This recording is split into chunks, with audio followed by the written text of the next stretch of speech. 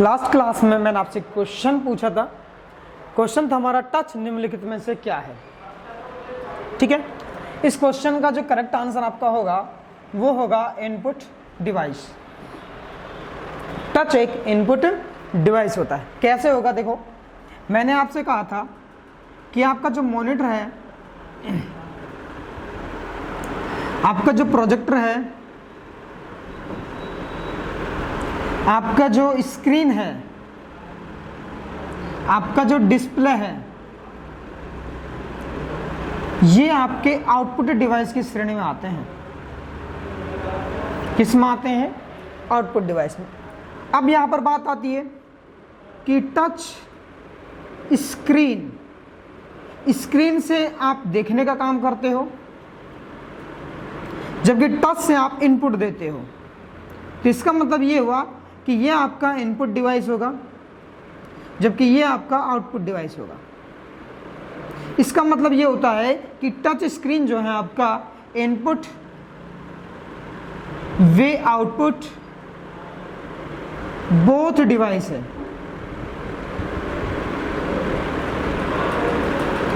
Touch screen आपका input वे output both device होगा।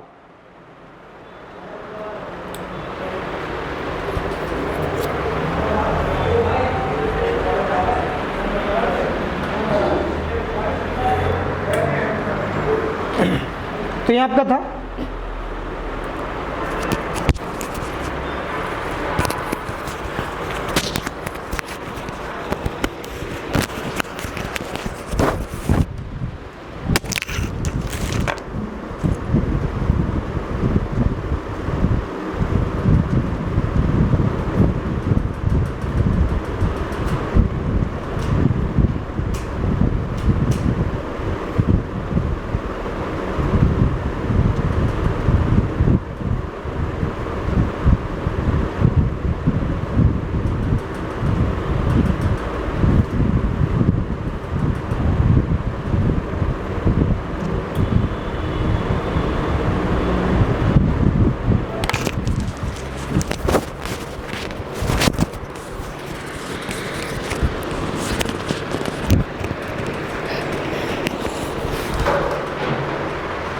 ठीक है। तो टच स्क्रीन आपका इनपुट व आउटपुट बोथ है, और जबकि टच जो है आपका वो सिर्फ और सिर्फ क्या होगा? इनपुट होगा। ये मैंने आपको बताया था। अब देखिए हम क्या पढ़ रहे थे? हम पढ़ रहे थे हार्डवेयर। हम क्या पढ़ रहे थे? हम पढ़ रहे थे हार्डवेयर। हार्डवेयर में हमने क्या क्या पढ़ना था? एक हमें पढ़ना था इनपुट डिवाइस, दूसरा हमको पढ़ना था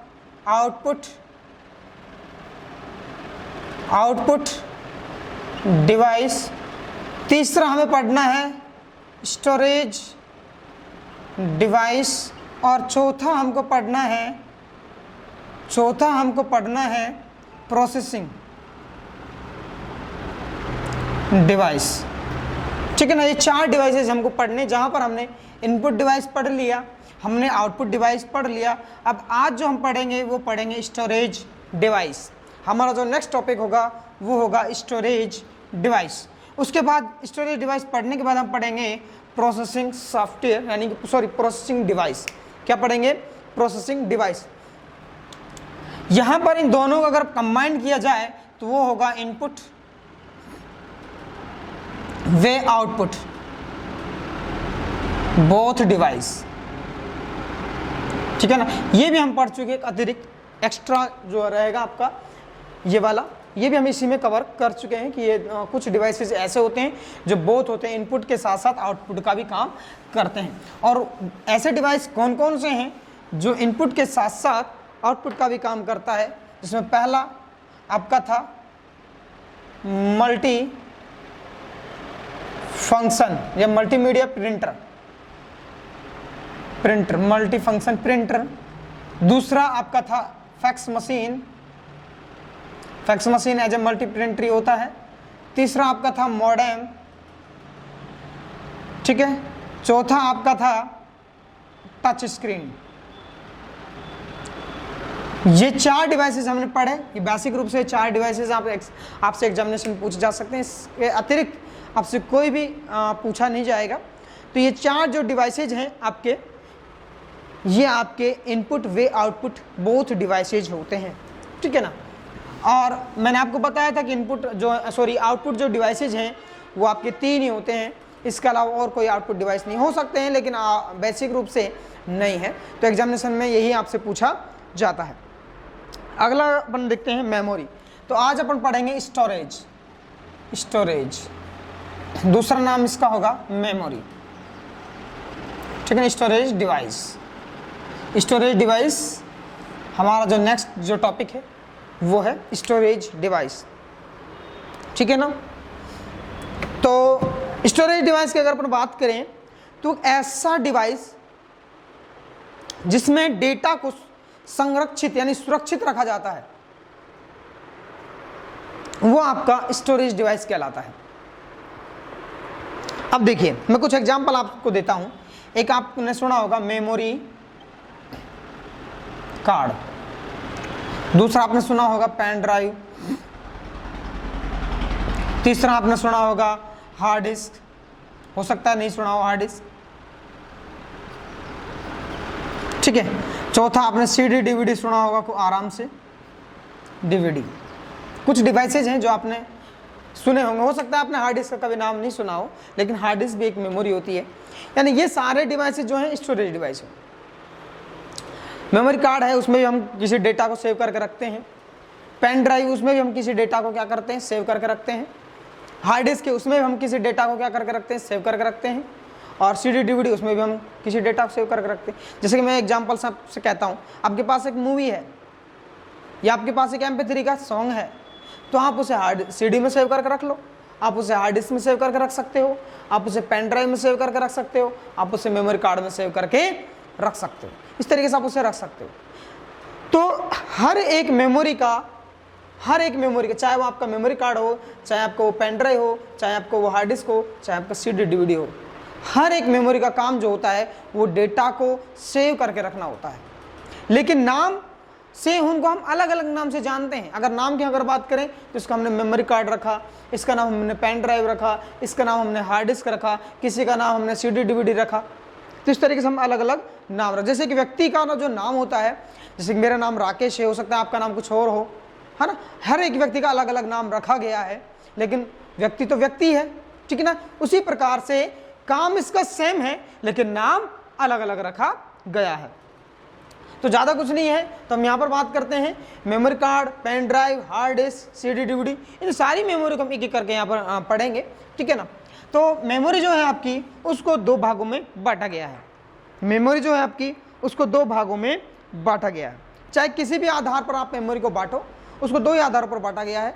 और मैं आपको एक मेमोरी का फोटो दिखाऊं या मेमोरी दिखाऊं तो आप देख सकते हो, ये आपको दिख रहा होगा, हो सकता है साफ नहीं दिख रहा हो, तो कोशिश करते हैं साफ दिख जाए। दिख रहा है ना। ये कुछ इस तरीके का है, और इसको इस तरीके से देखें तो ये कुछ ऐसा है, इधर से देखें तो कुछ इस तरीके से ये दिखाई दे रहा होगा।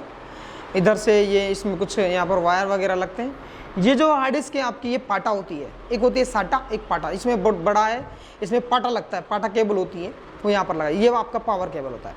एक हार्ड डिस्क मेरे पास और रखी हुई है, ये वाली। ये जो हार्ड डिस्क है आपकी, ये वाली आपकी पुरानी हार्ड डिस्क है, जिसमें पाटा लगता है। यहाँ पर मैं दिखाता हूँ आप लोगों को, ये देखो यहाँ पर आपको दिख रहा होगा, ठीक है ना। इसके अलावा ये हार्ड डिस्क है, देखो इसमें कुछ अलग तरीके का फीचर दिया गया है। यहाँ पर कुछ इस तरीके से वायर दिया गया है, दिख जाए तो फोकस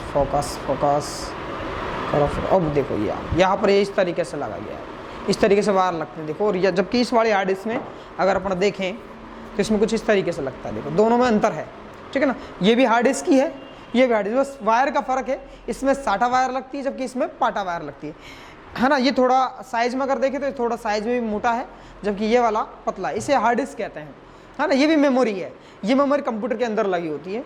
और इसकी अगर अपन बात करें तो यहाँ पर आपको कुछ गोल सा दिखाई दे रहा होगा, ये वाला, ये मोटर होती है। यहाँ पर मोटर, पंखा होता है, इसके अंदर कुछ लगा होता है अंदर, मतलब प्लेट टाइप में मैग्नेटिक डिस्क इसके अंदर लगी होती है, चुंबकीय पदार्थ की बनी हुई, ठीक है ना। उसमें डेटा को सेव करके रखा जाता है, तो उसके बारे में अपन आगे डिस्कस करेंगे।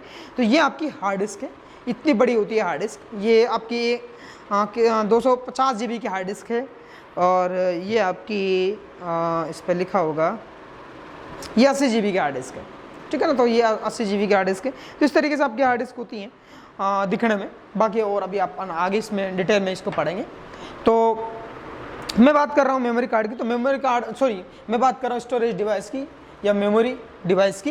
तो ये आपके दो प्रकार के होते हैं, ठीक है ना। हम प्रकार की हम बात कर रहे हैं यहाँ पर, तो ये आपके दो प्रकार के होंगे। एक जो है आपका, एक होगा प्राइमरी मेमोरी और दूसरा आपका होगा सेकेंडरी मेमोरी। देखो मेमोरी कार्ड जो है जो स्टोरेज डिवाइस है, जो मेमोरी डिवाइस है आपका, वो दो प्रकार के आपके होते हैं। पहला प्राइमरी मेमोरी, दूसरा सेकेंडरी मेमोरी, ठीक है ना। यहाँ पर हम पढ़ रहे हैं कंप्यूटर की मेमोरी, यानी कि ऐसी मेमोरी जिसका कंप्यूटर में उपयोग किया जाता हो, ऐसी मेमोरी जिसका कंप्यूटर में उपयोग किया जाता हो, उन मेमोरियों को हम स्टोरेज डिवाइस बोलेंगे और उन मेमोरी को हम यहाँ पर पढ़ेंगे। देखो सीडी का भी कंप्यूटर में उपयोग होता है, डीवीडी का भी कंप्यूटर में उपयोग होता है, हार्ड डिस्क का भी कंप्यूटर में उपयोग होता है, पेन ड्राइव भी आप लगा लेते हो कंप्यूटर, मेमोरी कार्ड मोबाइल में लगता है, लेकिन आप उसे लगाना चाहते हो कंप्यूटर में भी लगा सकते हो। तो जो भी मेमोरी जिसका उपयोग आप कंप्यूटर में कर सकते हो, वो सारी मेमोरी आपकी स्टोरेज डिवाइस के अंतर्गत आएगी। और उन मेमोरी को हम कितने भागों में बांटेंगे? दो भागों में। एक आपका होगा सेकेंडरी मेमोरी, दूसरा आपका होगा प्राइमरी मेमोरी, ठीक है। एक आपका होगा सेकेंडरी मेमोरी और दूसरा आपका होगा प्राइमरी मेमोरी। हिंदी में अगर अपन बात करें प्राइमरी मेमोरी की, तो इसका मतलब होता है प्राथमिक मेमोरी, प्राथमिक मेमोरी। जबकि इसकी अगर हम बात करें तो इसका मतलब होगा द्वितीयक मेमोरी।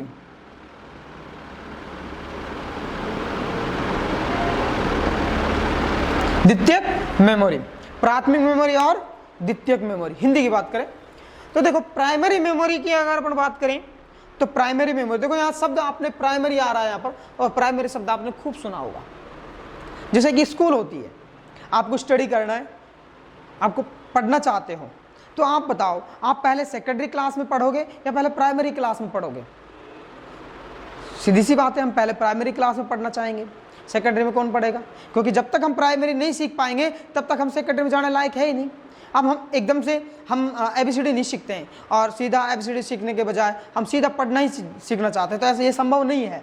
क्योंकि पहले हमें क्या सीखना पड़ेगा? ABCD। जो अब ABCD हम सीखेंगे वो हमारे लिए प्राइमरी डेटा है, जबकि सेकेंडरी डेटा हमारे लिए क्या होगा? इंग्लिश पढ़ना सीखना। जबकि गिनती हम सीखना चाहते हैं तो पहले हम गिनती सीखेंगे, वो हमारे लिए प्राइमरी डेटा है। जबकि जोड़, भाग, गुणा ये हम करना चाहते हैं तो हमारे लिए सेकेंडरी डेटा है। समझ गए? तो इसी तरीके से मेमोरी को दो भागों में बांटा गया। एक नाम रखा गया प्राइमरी मेमोरी और दूसरा नाम रखा गया सेकेंडरी मेमोरी। यानी कि कंप्यूटर को सबसे पहले प्राइमरी मेमोरी की आवश्यकता पड़ती है। अगर प्राइमरी मेमोरी नहीं है तो कंप्यूटर प्रॉपर तरीके से आपका काम नहीं करेगा। जैसे कि आपके लिए अगर मानव के लिए अगर प्राइमरी चीज की बात करें तो आपका आता है रोटी, कपड़ा और मकान। सबसे पहले उसे खाना चाहिए, फिर उसको पहनने के लिए कपड़ा चाहिए और फिर छत के रूप में उसे क्या चाहिए? मकान चाहिए। तो तीन चीजें उसके लिए क्या होगा? प्राइमरी होगा। उसके बाद उसके लिए जो द्वितीयक चीजें होंगी वो आपके लिए होगी, जैसे शराब का पीना, मावा गुटखा खाना, इस तरीके से। या उसके ऐसो आराम की चीजें होंगी, कार खरीदना, अच्छा मोबाइल खरीदना, है कि नहीं? लेकिन प्राइमरी चीजें उसके लिए क्या होंगी? प्राइमरी यहां पर लिखा है ना प्राइमरी। तो एक मानव के लिए प्राइमरी चीजें क्या होंगी? एक मानव के लिए प्राइमरी चीजें रोटी, कपड़ा और मकान, क्योंकि उसे जीने के लिए रोटी, कपड़ा और मकान की आवश्यकता पड़ती है। ऐसे ही कंप्यूटर को जीने के लिए किस चीज की आवश्यकता पड़ेगी? प्राइमरी मेमोरी की आवश्यकता पड़ती है। अगर कंप्यूटर में प्राइमरी मेमोरी नहीं है तो कंप्यूटर आपका काम नहीं करेगा, क्योंकि कंप्यूटर को सबसे पहले प्राइमरी मेमोरी की आवश्यकता पड़ती है। जब उसके पास प्राइमरी मेमोरी आ जाती है तो यूज के हिसाब से उसको द्वितीयक मेमोरी की आवश्यकता पड़ती है। जैसे कि आप मार्केट चले गए और आप कंप्यूटर खरीदने के लिए पहुंच गए दुकान पर, ठीक है, आप मार्केट गए, आपने उससे कहा कंप्यूटर खरीदना है, तो आपके रिक्वायरमेंट के हिसाब से आप कितना हार्ड डिस्क उससे खरीदना चाहोगे? अब आपके ऊपर डिपेंड करता है। अगर आपकी रिक्वायरमेंट ज़्यादा है तो आप कहोगे कि साहब मुझे 1000 GB का हार्ड डिस्क चाहिए कंप्यूटर के अंदर, और अगर आपकी रिक्वायरमेंट कम है तो आप हो सकता है 80 GB में अपना काम चला लो, है कि नहीं? आप मोबाइल परचेज करने के लिए जाते हो तो आप देखते हो 464 का खरीद लेते हैं, बढ़िया रहेगा। लेकिन कुछ लोग ऐसे होते हैं जिनको और ज़्यादा की रिक्वायरमेंट होती है तो वो 128 GB या 6 128 GB या 8 128 GB खरीदता है। लेकिन और इससे ज़्यादा खरीदना चाहे तो 8 256 GB खरीद लेता है मोबाइल, ठीक है ना। तो इस तरीके से ये आपकी द्वितीयक चीज़ें होंगी, जो कि प्राइमरी चीज़ें, यानी जो मुख्य चीज़ें आपकी होंगी, प्राइमरी चीज़ें जो होंगी वो कंप्यूटर के लिए बहुत ज़्यादा आवश्यक होती है, क्योंकि सबसे पहले कंप्यूटर को प्राइमरी मेमोरी की आवश्यकता पड़ती है। इसलिए इस मेमोरी को मुख्य मेमोरी कहा जाता है। इस मेमोरी को मेन मेमोरी भी बोल देते हैं। मुख्य, क्या बोल देते हैं? मुख्य मेमोरी, मेन मेमोरी। ये लो,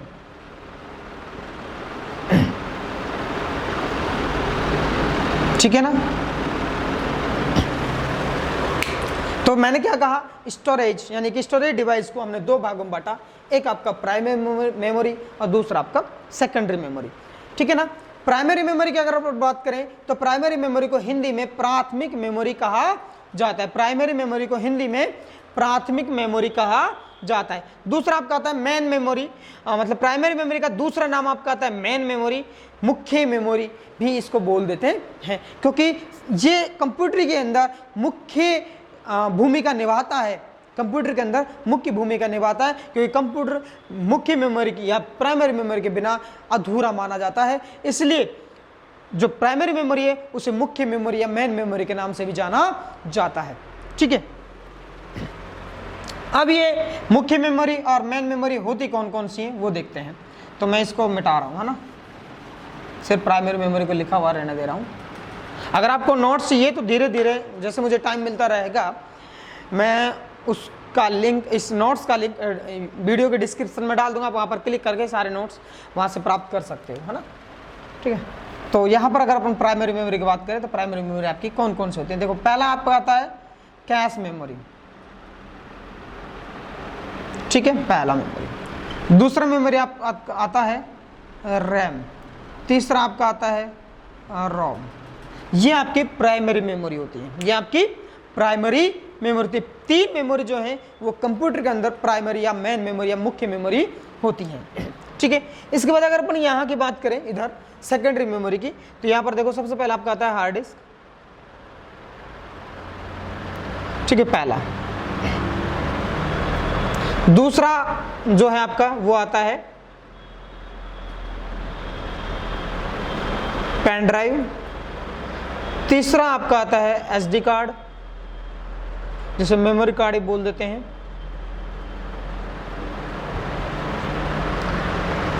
चौथा जो है आपका वो आता है सीडी, सीडी बोल दो, डीवीडी बोल दो, ब्लू रे डिस्क। एक मेमोरी और होती है आपकी जो पेन ड्राइव की तरह ट्रीट होती है, वो है फ्लैश मेमोरी। आप यहां पर भी उसे पढ़ सकते हो और आप फ्लैश मेमोरी को रोम के साथ भी पढ़ सकते हो। दोनों जगह आप फ्लैश मेमोरी को पढ़ सकते हो, ठीक है ना। इसके अलावा एक और आपका आता है पांचवा, वो है आपका फ्लॉपी डिस्क, जो कि आज प्रचलन में नहीं है। फ्लॉपी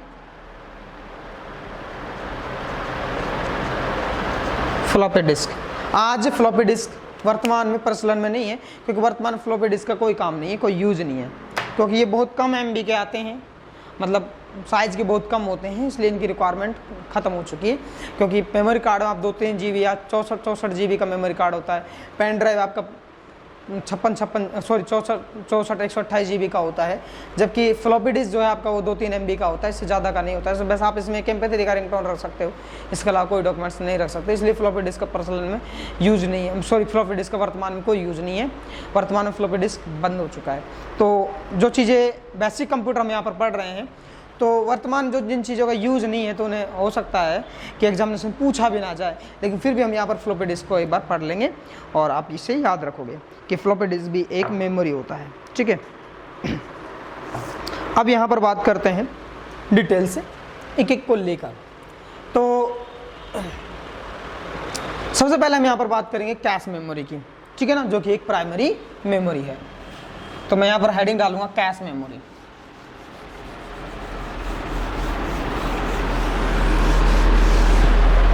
मैं इधर लिख रहा हूं एक बार वापस से, प्राइमरी मेमोरी, जिसे प्राइमरी मेमोरी का दूसरा नाम क्या है, मैन मेमोरी, तो मैं यहाँ पर मैन मेमोरी लिख रहा हूँ, ठीक है ना, मैन मेमोरी। हिंदी में याद रखो तो ठीक है, नहीं तो इंग्लिश में याद रखोगे तो बहुत अच्छी बात है, क्योंकि इंग्लिश में कभी भी आपसे कोई गड़बड़ नहीं होगी। और क्वेश्चन ज़्यादातर कंप्यूटर के जो हैं वो हिंदी में समझ नहीं आते हैं, इसलिए आप उस क्वेश्चंस को हिंदी इंग्लिश में याद रखोगे तो बेटर रहेगा, है ना। तो प्राइमरी मेमोरी, मैन मेमोरी, चाहे आप प्राइमरी मेमोरी बोल लो चाहे मैन मेमोरी बोल लो। और ये कौन कौन सी मेमोरियाँ हैं, एक आपकी है कैश मेमोरी, दूसरी है आपकी रैम, तीसरी है आपकी रोम। ऑब्लिक में मैं यहाँ पर फ्लैश मेमोरी में आपको पढ़ाऊँगा, तो फ्लैश लिख लीजिएगा, फ्लैश मेमोरी, ठीक है। सबसे पहले हम बात करते हैं एक नंबर डालकर कैश मेमोरी के, ठीक है। हम यहाँ पर पढ़ेंगे कैश मेमोरी। देखो यह मुख्य, मैन, ठीक है, मुख्य मत लिखो, यह है, बताऊंगा क्यों, यह है प्राथमिक, ब्रैकेट में प्राइमरी मेमोरी होती है। पहली बात ये, पहली बात क्या कि ये प्राथमिक अथवा प्राइमरी मेमोरी होती है। अभी मैंने आपको थोड़ी देर पहले प्राइमरी मेमोरी के बारे में बताया, तो हमें ये अलग से पता होना चाहिए कि क्वेश्चन अगर आपसे ये इस तरीके से पूछ लिया जाए कि निम्नलिखित में से कौन सी प्राइमरी मेमोरी नहीं है, तो आपका जवाब ये प्राइमरी मेमोरी होगी, प्राथमिक मेमोरी होगी। तो हम देखेंगे ज़्यादातर उसमें जो प्राइमरी मेमोरी नहीं होंगे उन पर टिक लगाएंगे। तो आपका हार्ड डिस्क हो सकता है, CD DVD हो सकता है, पेन ड्राइव का हो सकता है, तो ये सारी मेमोरी आपकी सेकेंडरी मेमोरी की श्रेणी में आ जाती है।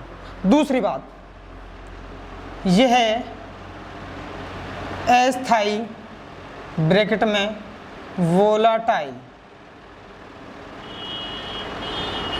मेमोरी होती है। यह अस्थायी अथवा वोलाटाइल मेमोरी होती है। ये एक ऐसी मेमोरी होती है जो अस्थायी होती है। अस्थायी का मतलब अब यहाँ पर क्या होता है, देखो यहाँ पर वोलाटाइल जो है इंग्लिश का वर्ड है, आपसे एग्जामिनेशन में हिंदी में भी वोलाटाइल लिखा आ सकता है और इंग्लिश में भी वोलाटाइल लिखा आ सकता है, तो आप यहाँ पर कंफ्यूज होंगे। इसलिए मैं आपको यहाँ पर सजेशन करूँगा कि आपको यहाँ पर वोलाटाइल को इंग्लिश में याद रखना है, ठीक है ना। बाकी अस्थायी याद रखो, वैसे भी अस्थायी तो आपके वैसे भी याद रहेगा। बाकी मैं आपसे यही कहूँगा कि आप वोलाटाइल इंग्लिश वर्ड को इसमें आप याद रखो। और कैश मेमोरी जो है आपकी वो अस्थायी मेमोरी होती है। अब यह अस्थायी क्या होती है, ठीक है ना, अस्थायी का मतलब क्या होता है। देखो हम यहाँ पर बात करते हैं, एक एग्जाम्पल से हम यहाँ पर समझेंगे। हम बाजार गए, बाजार जाने के बाद हमने एक मेमोरी कार्ड खरीदा, उस मेमोरी कार्ड के अंदर हमने एक MP3 का सॉन्ग डाल दिया। MP3 का सॉन्ग डालने के बाद उस मेमोरी कार्ड को हमने उस फ़ोन से निकाल लिया।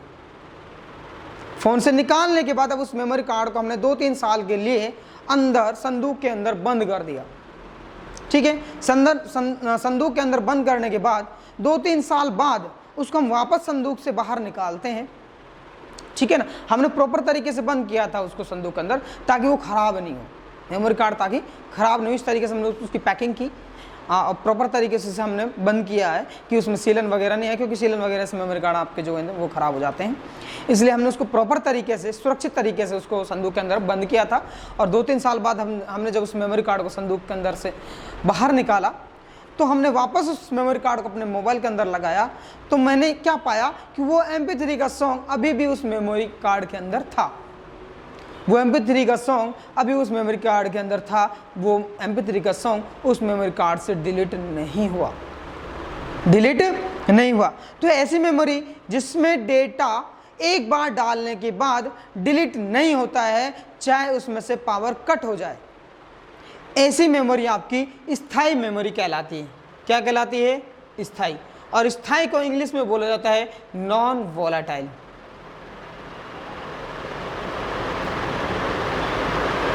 ठीक है ना। तो ऐसी मेमोरी को क्या कहा जाता है? स्थायी मेमोरी कहा जाता है, क्योंकि स्थायी मेमोरी का रीजन ये होता है कि उसमें जो डेटा हमने एक बार डाला है वो डिलीट नहीं होगा। ठीक है, तो वो मेमोरी आपकी स्थायी मेमोरी कहलाती है। लेकिन मैं बात कर रहा हूं कैश मेमोरी की, तो कैश मेमोरी एक ऐसी मेमोरी है जो आपकी अस्थायी मेमोरी होती है, यानी कि इंग्लिश में अगर इसकी बात करें तो ये आपकी वोलाटाइल मेमोरी होती है। ठीक है, अब ये अस्थायी कैसे होगी?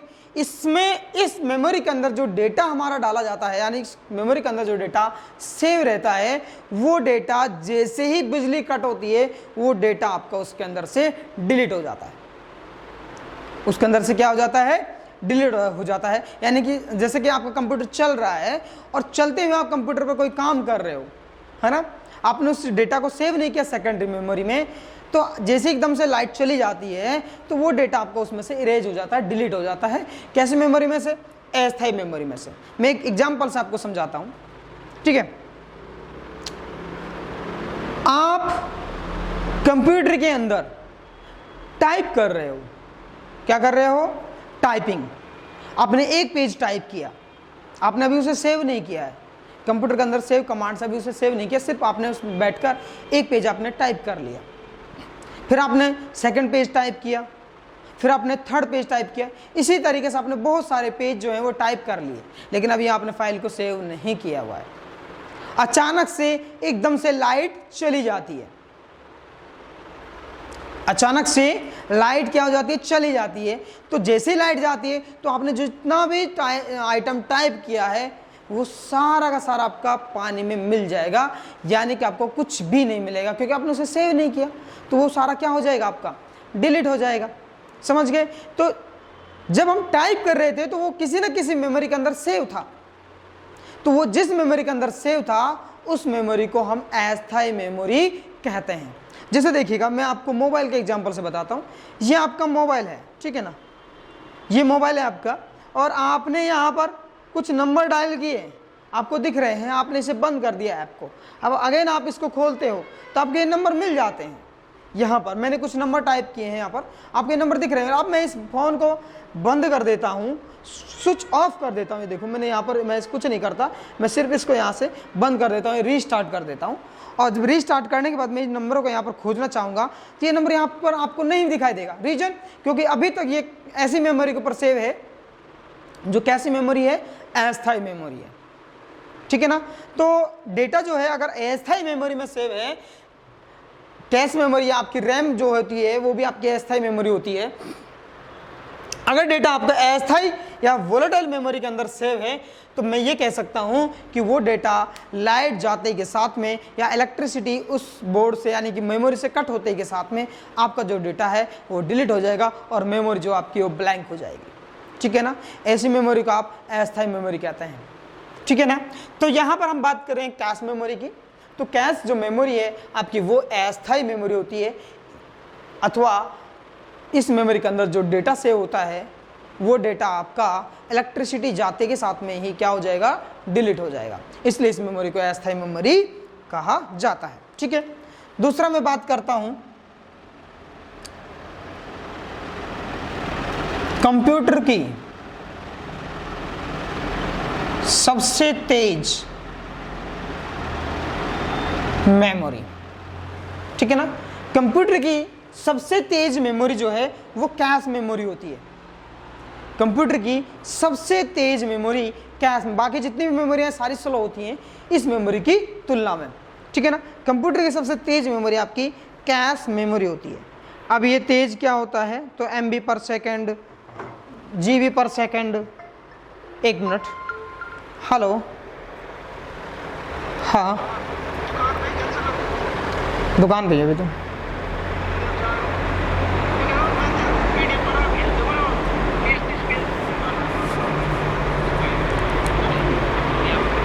ठीक है, मैं देख लूँगा, अभी थोड़ी देर बात करूँगा, है ना, फ़ोन कर लूँगा मैं। ठीक है, ओके, ठीक है। तो कंप्यूटर की सबसे तेज मेमोरी कौन सी होती है? कैश मेमोरी होती है। आपको ये याद रखना है, एग्जामिनेशन में पूछ लिया जाता है।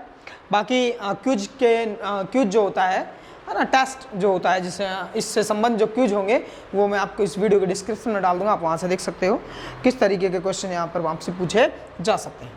ठीक है, तो कंप्यूटर की सबसे तेज मेमोरी आपकी कैश मेमोरी होती है। अब ये तेज कैसे होगी? जब भी आप आपने देखा होगा आप जब एक मोबाइल से किसी चीज़ को जब दूसरे मोबाइल भेजते हैं तो वहाँ पर MB